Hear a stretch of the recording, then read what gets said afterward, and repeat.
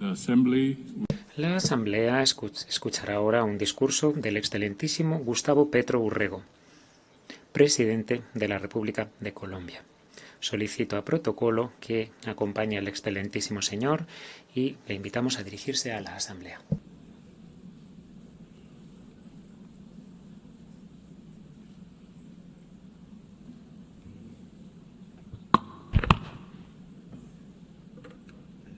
Señor presidente de la Asamblea,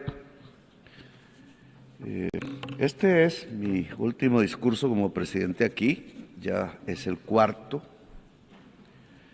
En el primero anuncié a la Asamblea que era muy posible que estallara un conflicto al lado de Ucrania en Palestina. Pedí que se hiciera una conferencia de paz. Los que no tenemos bombas ni grandes presupuestos no somos escuchados aquí, pero 4 años después, ya hoy, lo dantesco de la situación de Palestina no me llevó a pensar que lo mismo o casi lo mismo podría ocurrir en el Caribe colombiano cuando tiran misiles a personas jóvenes desarmadas en el mar. Y entonces ahora estamos ante una situación diferente, quizás más global. La barbarie hoy es del planeta, hoy cae sobre la humanidad entera. Los misiles sobre 17 jóvenes desarmados en las aguas del Mar Caribe, quizás algunos colombianos, la persecución, aprisionamiento y encadenamiento y expulsión de millones de migrantes, los misiles que caen sobre las 70.000 personas en Gaza y los matan, la falta de acción sobre la crisis climática, cuyas palabras se borran por orden de Trump, están ligados y obedecen a la misma causa. La migración es una excusa para que una sociedad rica, blanca y racista se crea la raza superior y no mire que sus dirigentes la llevan con toda la humanidad al abismo de su propia extinción. Dicen que los misiles en el Caribe eran para detener las drogas. Mentira, dicha aquí, en este mismo sitio. En el año 2023 y 2024 fueron los años donde más cocaína se incautó y más de 700 capos del narcotráfico fueron extraditados a Estados Unidos y Europa. Los extradité yo y la cocaína la incautó mi gobierno y no tiramos un solo misil ni asesinamos ningún joven. Los años donde probé que es más eficaz sustituir voluntariamente con los cultivos de hoja de coca que erradicarla forzadamente con glifosato y fuerza sobre los campesinos pobres de Colombia. He cambiado la fracasada y violenta guerra contra las drogas por una eficaz política antinarcotraficante, que es diferente, no confundir la sustancia muerta con la persona codiciosa. Pero necesitan violencia para dominar a Colombia y América Latina.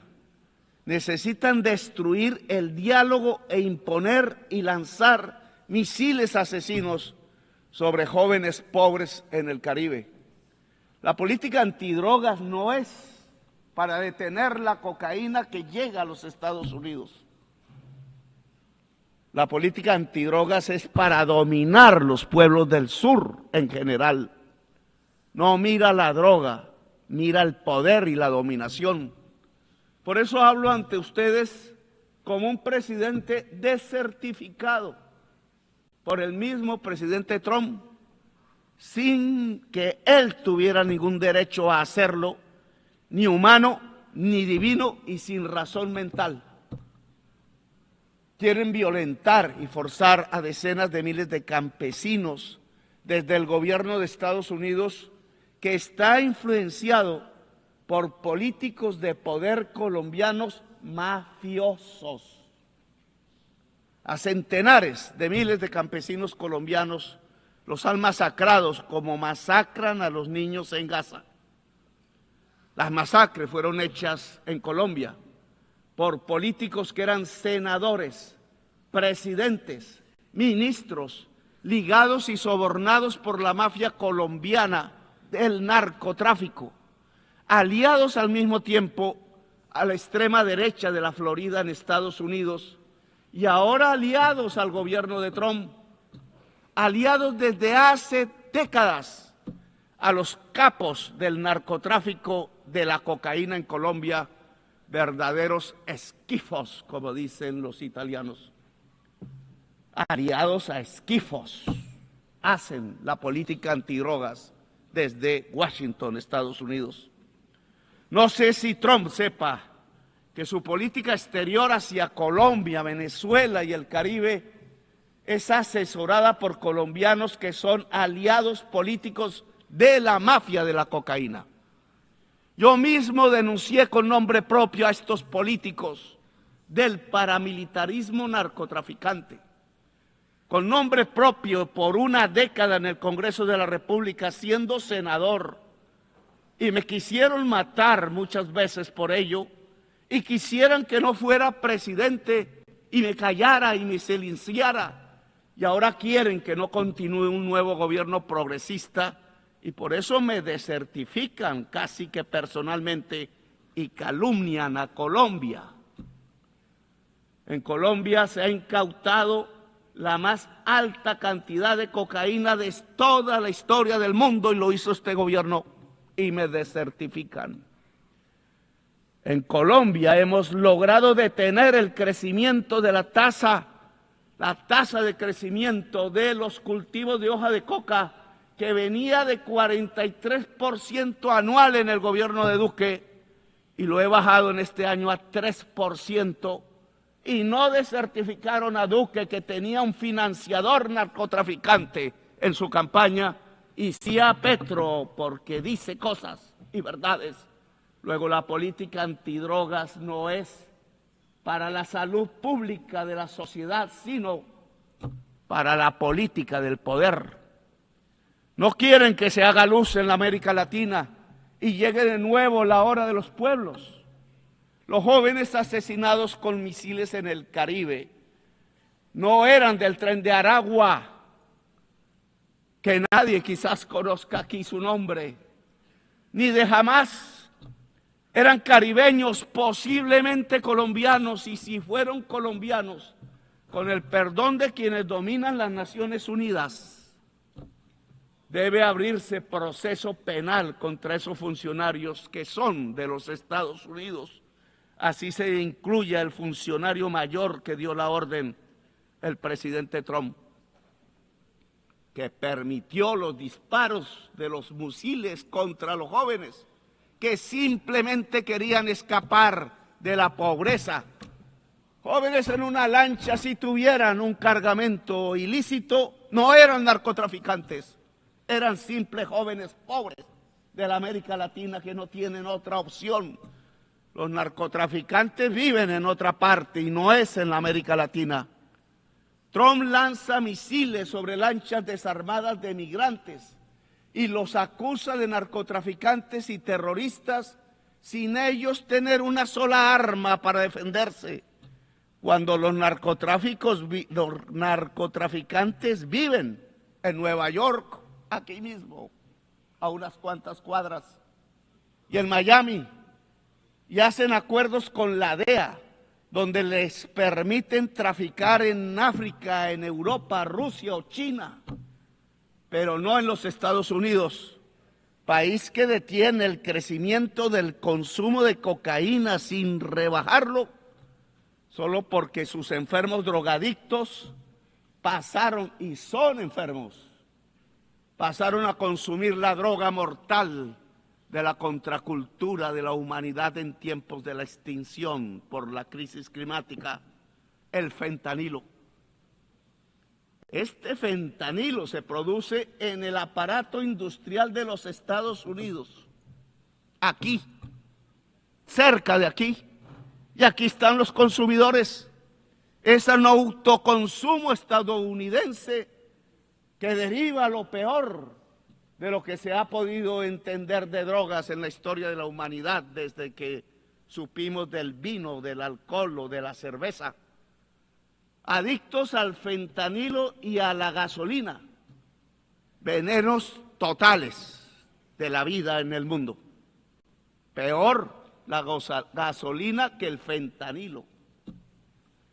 Solo los pueblos negros de aquí, ancestrales de aquí, de más de 20,000 años de antigüedad, las juventudes, las mujeres que no quieren ver morir en masa a sus hijos, blancas, negras, de todos los colores, que aún piensan, gentes que aún piensan, no duermen bajo el fentanilo o bajo la televisión mentirosa, y que pueden detener la tiranía dentro de Estados Unidos mismo y en el mundo. Los ciudadanos que salen a las calles en California, en Nueva York, en Filadelfia, donde se tocó la campana de la libertad, a pesar de los ejércitos que manda Trump contra su propio pueblo para amedrentarlo, a los estados de las ciudadanías libres, en los mismos estados que dejan de estar unidos hoy ante la tiranía. De mal en peor, el presidente de los Estados Unidos no ve que han caído asesinados 1 millón de latinoamericanos entre sí mismos, el mayor porcentaje de ellos compuesto por colombianos, y otro 1 millón morirá de norteamericanos por el fentanilo en 10 años.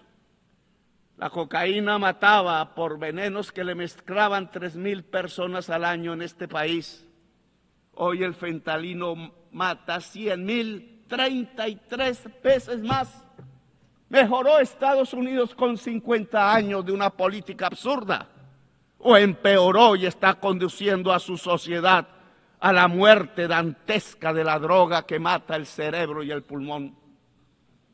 En esa mortandad de la humanidad, Trump no solo deja que caigan misiles contra los jóvenes en el Caribe, no solo encarcela y encadena migrantes, sino que permite que lancen misiles contra niños, jóvenes, mujeres y viejos en Gaza. Se hace cómplice del genocidio, porque es genocidio y hay que gritarlo una y otra vez. Este recinto es testigo mudo y cómplice de un genocidio en el mundo de hoy, cuando creíamos que era solo propiedad de Hitler. Trump no habla de democracia, no habla de crisis climática, no habla de vida, solo amenaza y mata y deja matar a decenas de miles. En cambio, en mi gobierno, en Colombia, no hemos aumentado la tasa de homicidio. Tenemos la tasa de desempleo más baja del siglo en el país. Tenemos la tasa de pobreza más baja del siglo en nuestras estadísticas. E impulsamos nuestra agricultura a 10% anual real y nuestra industria al 5% anual.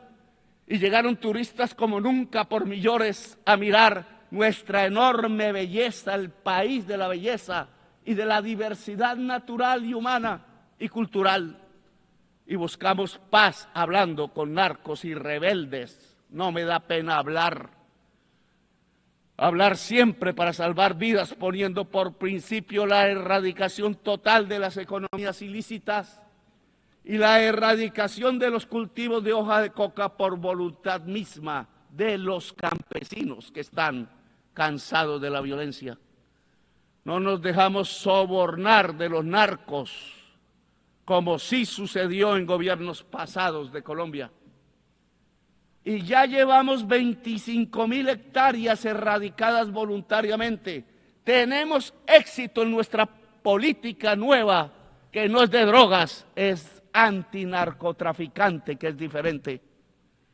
Le agradecemos a los países que nos han ayudado a sembrar paz Qatar, Cuba, México, el Estado del Vaticano, Noruega, Brasil y Venezuela.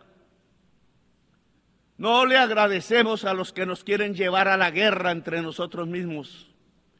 Escuchen, señoras y señores del mundo, América Latina no es solo coca o terroristas o narcotraficantes. América Latina tiene potencialmente 1.400 gigas de capacidad anual de energía eléctrica limpia, basada en el agua, el viento y el sol. Y Estados Unidos en el norte, aquí, demanda todos los años 1.200 gigas de energía, que hoy son en un 70% fósiles, es decir, basadas en carbón, gas y petróleo. América Latina, si desarrolla su potencial de energía limpia, podrá limpiar toda la matriz de energía fósil de los Estados Unidos. Oigan eso. Solo falta el dinero y se produciría el mayor aporte a la superación de la crisis climática, hoy casi sin pasos adelante. Entre el potencial de energía limpia y la enorme esponja absorbente de la selva amazónica, América Latina sería la vanguardia humana que podría dar el primer paso cierto y contundente para salvar la vida del planeta y a la humanidad toda. Solo se necesitan 600.000 millones de dólares para desarrollar su potencial. Lo mismo puede hacer África con Europa. La suma de este aspecto de descarbonización fundamental nos daría 1.200.000 millones de dólares o 1.200 billones, como se habla en inglés.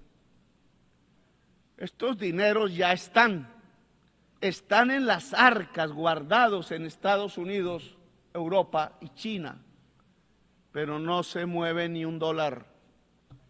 No es rentable, o peor aún, puede ser muy rentable en términos de vida humana, incluida la vida en Estados Unidos, Europa y China, pero no quieren interdepender de América Latina y África. Saben que unir la energía limpia de América Latina y África a las economías fósiles del norte no solo descarboniza el planeta, salva del colapso climático, sino que también cambia el poder mundial, el que aquí a veces habla, pero habla todos los días es con bombas y no con palabras. Lo vuelve. La descarbonización vuelve al poder una democracia global y cambia las relaciones de producción porque aparece primero la vida y la humanidad como prioridad sobre la codicia. La codicia es el veneno de la vida, es una contradicción antagónica, como dijera alguna vez Mao, pero no pensando en patrones y obreros, sino entre la codicia y la vida misma del planeta Tierra. Según la ciencia, tenemos 10 años para caer en un punto de no retorno. 10 años. Y donde ya pasemos a ese punto, no se puede hacer nada. Solo observaremos las catástrofes y las sentiremos incluso en nuestra propia familia. Porque será, si me pueden, irreversible la extinción de la vida, incluida la humana. Irreversibilidad del proceso. Ya ninguna tecnología, ninguna fuerza política o social, ninguna mente humana podrá hacer nada para detener el colapso y nos quedan 10 años. Dice la ciencia. Pero aquí no creen en la ciencia, dijo uno. El más poderoso del mundo no cree en la ciencia. Y eso se llama irracionalismo. Y de irracionalismo se llenó filosóficamente Alemania, el país de los grandes filósofos, de Feuerbach, de Hegel, de Kant Y hoy de irracionalismo se está llenando Estados Unidos y fue la antesala de Hitler en 1933. La solución es dejar de consumir carbón, petróleo, gas, hidrocarburos y pasar rápido al agua, el sol, el hidrógeno verde, los vientos. Pero la palabra descarbonización suena ahora subversiva en las conferencias de los grupos de países poderosos, el G7, el G20, y en Davos, los mega ricos. Como hace 5 siglos sonaba subversiva la palabra democracia aún aquí en Nueva York, en Cartagena, en Bogotá o en París y mucho más en Madrid. Esos dineros de los que hablo aquí, 600.000 millones de dólares, 1.200.000 millones, son en 1 o 2 ceros mayor que la cifra que prometieron los países desarrollados dar y que son limosnas. Y no cumplieron desde la COP de París porque no les interesa la descarbonización. Y es entre ceros la demasía de la cifra sobre los exiguos préstamos de la banca multilateral, que son eso, pura limosna inocua, pura ideología pensando que la rentabilidad del capital limpia la atmósfera y salva la vida. Mentiras ideológicas, fantasmagóricas, fetiches, para que no miremos arriba y no actuemos como humanidad. La crisis climática implica priorizar en todos los presupuestos públicos la inversión en descarbonización y adaptación. Necesita por completo una política financiera mundial diferente y abolir la prima del riesgo de la deuda. ¿Quién dijo que son riesgosos los países que no son riesgosos? Los países que emitan más gases de efecto invernadero como este, el segundo primero de la Tierra. Y que sí son riesgosos los países que absorbemos el CO2 y tenemos selvas y muchos agua y absorbemos en el sur el CO2 del norte. Porque el mercado dice lo contrario, si no es porque está equivocado y va camino al abismo de la vida. Se necesita condonar deuda en los países más pobres y cambiar pagos de deuda externa por inversión en la adaptación y mitigación de la crisis climática. Sí, señores de la China y Alemania y Estados Unidos y Wall Street y París y la Bolsa de Londres. Si ustedes quieren recoger los intereses de la deuda externa en nuestros países, encontrarán cementerios y muertos, y cuando vayan a recogerlo ustedes también serán cementerio y muertos. No sirve ese dinero en medio de los cadáveres. He aquí otra palabra subversiva: planificar, plan global. Se olvidó la palabra por el mercado. No se necesitaba planificar, dijeron, cuando planificar es de los seres humanos. Es anatema, tanta creencia religiosa y falsa se desató sobre el mercado. Creencia fundamentalista, pensando que llevaba el mercado a la felicidad. Dijo Walras, el suizo, economista, y el abismo, lo que lleva al mercado es no a la felicidad, sino a la muerte y el abismo, como ya lo vemos hoy. Walras estaba equivocado, el neoliberalismo estaba equivocado desde el principio y llevamos 50 años guiando a nuestros países bajo fórmulas completamente erráticas y acientíficas y no las cambiamos. El plan debe ser vinculante a los estados nacionales, realizado en una democracia global, supervisado en su cumplimiento por el Consejo de Seguridad sin veto. Pues sepámoslo, el mercado no soluciona la crisis climática, sepámoslo de una vez. porque él mismo la produjo.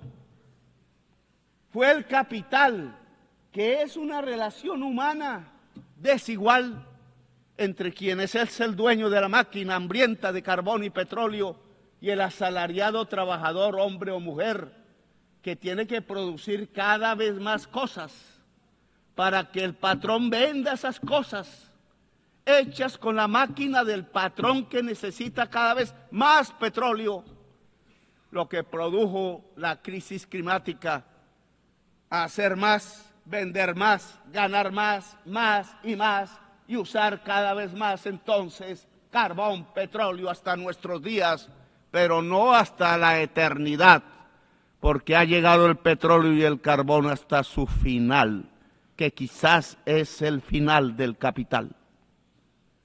Si no es del capital, será de la humanidad y de la vida entonces. El dueño del capital es un ser humano de poder y no es una cosa, no es un fetiche. Ese ser humano con su codicia, con su esclavitud total a la codicia, es el que buscará que aquí se apruebe, que se busque cada vez más petróleo, que en cada país se busque cada vez más petróleo, no importa el envenenamiento de la atmósfera con CO2, que es el envenenamiento de la vida toda del planeta. Taladrar, taladrar y taladrar, dicen sin piedad. Así que capital o vida, amigos y amigas, o codicia o vida, o barbarie o democracia local y global, o libertad o muerte, como decía Bolívar y enarbolaba esta su bandera roja, negra y también blanca. Libertad, rojo; muerte, negro; blanco, paz posible.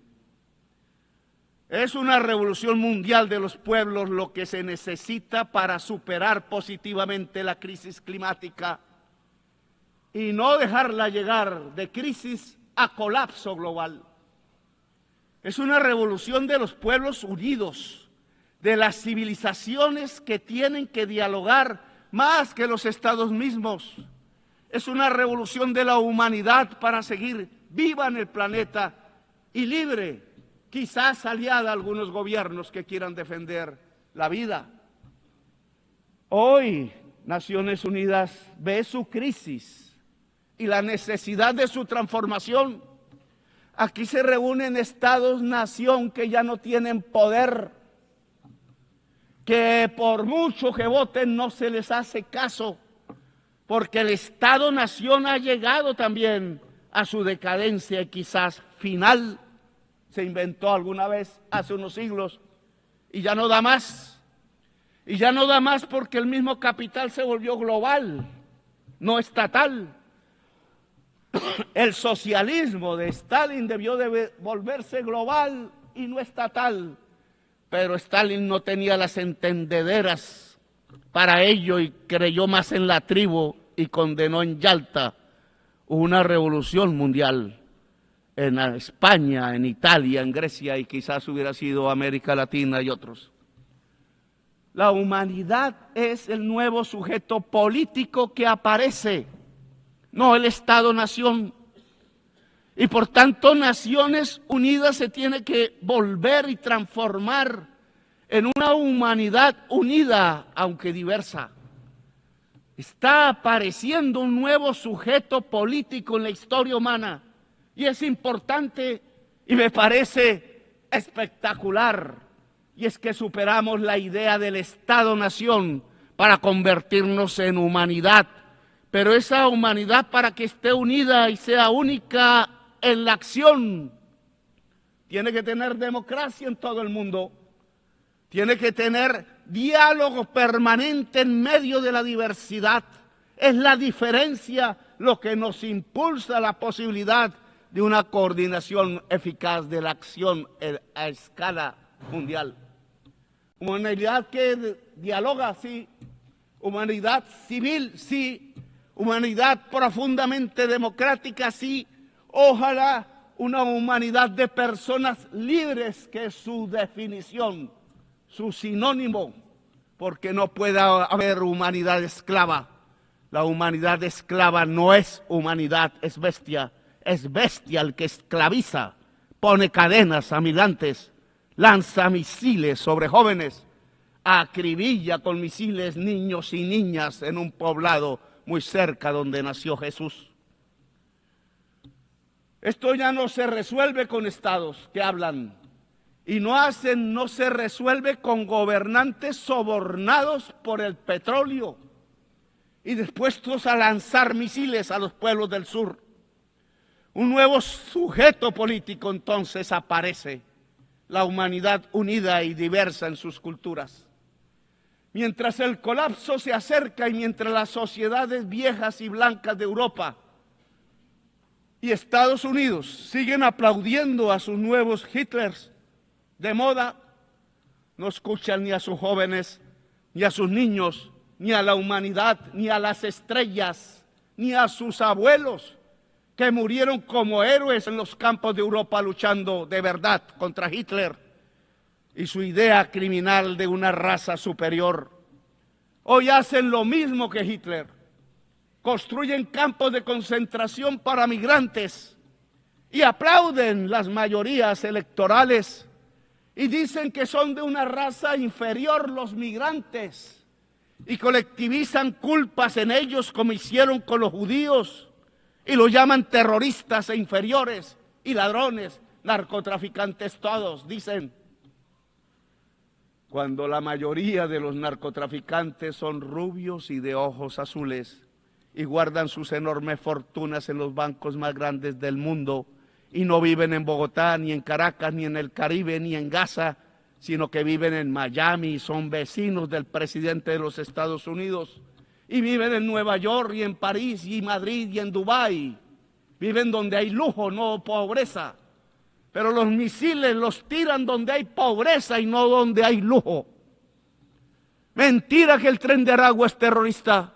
Solo son delincuentes comunes en forma de banda, agrandados por la estúpida idea de bloquear a Venezuela y quedarse con su petróleo pesado y ya venenoso. Los migrantes no son delincuentes, no tienen que llevarlos a campos de concentración ni expulsarlos encadenados. La migración no es sino el producto del bloqueo a los países más pobres como Irak o Irán o Cuba o Venezuela. El bloqueo económico no es más que un genocidio. La migración no es sino el producto del empobrecimiento de los países más pobres por una deuda impagable y codiciosa. La migración no es más sino la consecuencia de las guerras y las invasiones por el petróleo desatadas por Estados Unidos y la Europa de la OTAN. La migración no es más sino la consecuencia de la crisis climática que transita a colapso y que deja sin agua las tierras del trópico, porque al aumentar el calor se evapora el líquido vital. La solución a la migración no es otra o muy diferente a las cadenas, a las cárceles, a los misiles. No hay raza superior, señores. No hay pueblo elegido de Dios. No lo es ni Estados Unidos ni Israel. Ignorantes fundamentalistas de extrema derecha piensan así. El pueblo elegido de Dios es la humanidad toda. Usan la migración como excusa para no hacer nada contra la crisis climática que barre cada día con la vida. Buscan la migración para ganar votos de blancos y viejos y viejas, pero para desde el poder ocultar que hay que acabar con el consumo del carbón y del petróleo y lo incentivan para taladrar y taladrar y taladrar. La ONU tiene que cambiar ya. Una ONU diferente, humana, debe antes que nada detener el genocidio de Gaza.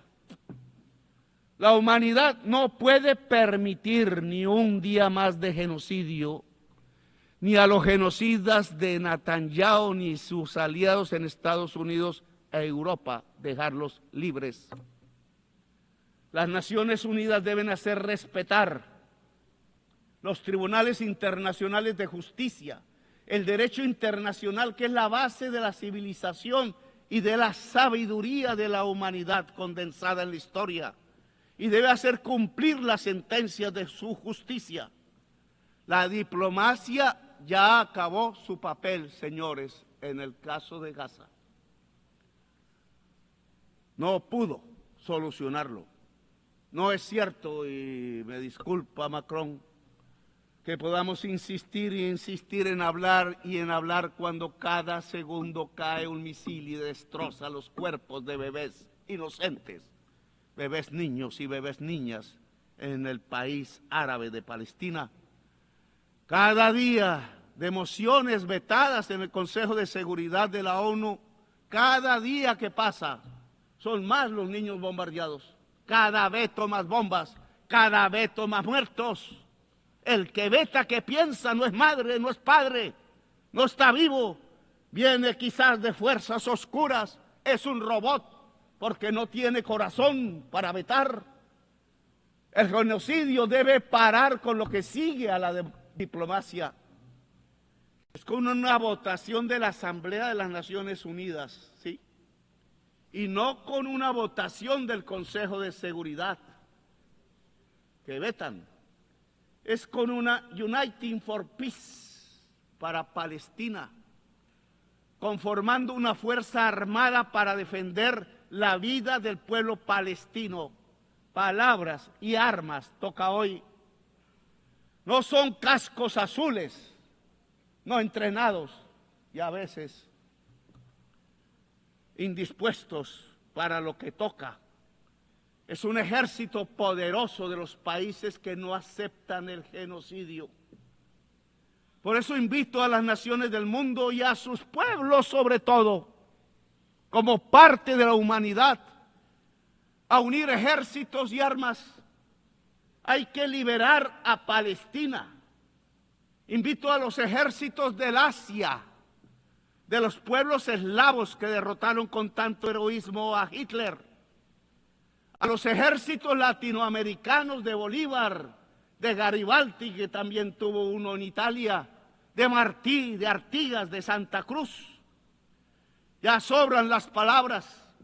Es la hora de la espada, de la libertad o muerte de Bolívar, porque no solo van a bombardear a Gaza, no solo al Caribe como ya lo hacen, sino a la humanidad que clama libertad, porque desde Washington y la OTAN matan la democracia y hacen renacer la tiranía y el totalitarismo a nivel global. Hay que levantar la bandera rojinegra de la libertad o muerte que alzó Bolívar, sin olvidar el color blanco que levantó junto al rojinegro, color de la paz como esperanza para que haya esperanza de vida en la tierra y en el corazón de la humanidad. Los Estados Unidos ya no enseñan democracia, sino que la matan en sus migrantes y su codicia. Estados Unidos enseñan tiranía. La ONU debe empezar su cambio deteniendo el genocidio en Gaza con la efectividad de un ejército de la salvación del mundo, votado por la Asamblea de las Naciones Unidas y sin veto.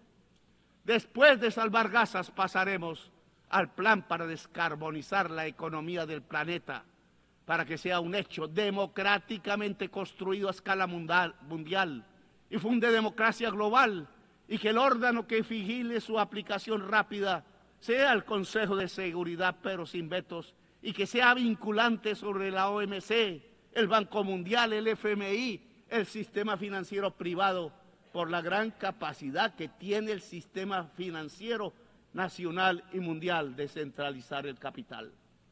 Es desde allí donde la humanidad puede regular el capital para subordinarlo a la vida y a la humanidad, un capital regulado y subordinado a la vida y a la gente.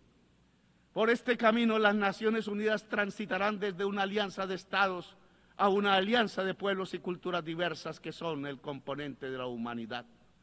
Si superamos la crisis climática, y solo lo haremos unidos como humanidad, lograremos también que las Naciones Unidas den el paso hacia una asamblea de los pueblos, buscando que cada persona sea libre en el planeta, buscando que los cerebros de cada persona alcancen su máximo potencial y se interconecten en el planeta porque ese gran cerebro de la humanidad, como inteligencia poderosa, alumbrado por la ciencia cada vez más profunda, podrá no solo salvar la vida en el planeta, sino cumplir la misión de la humanidad, expandiendo la vida en las estrellas.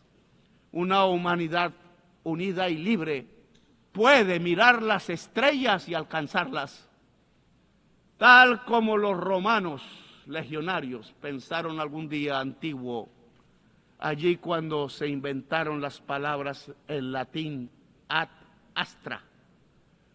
Ad astra, hasta las estrellas, siempre es la hora de la libertad o la muerte, y es real la muerte en misiles, pero también es real la libertad en el corazón humano y su capacidad de unión, de rebelión y de existencia. Gracias, muy amables.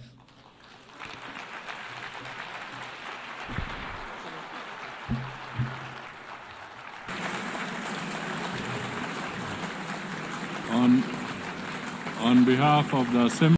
En nombre de la Asamblea, doy las gracias al presidente de la República de Colombia.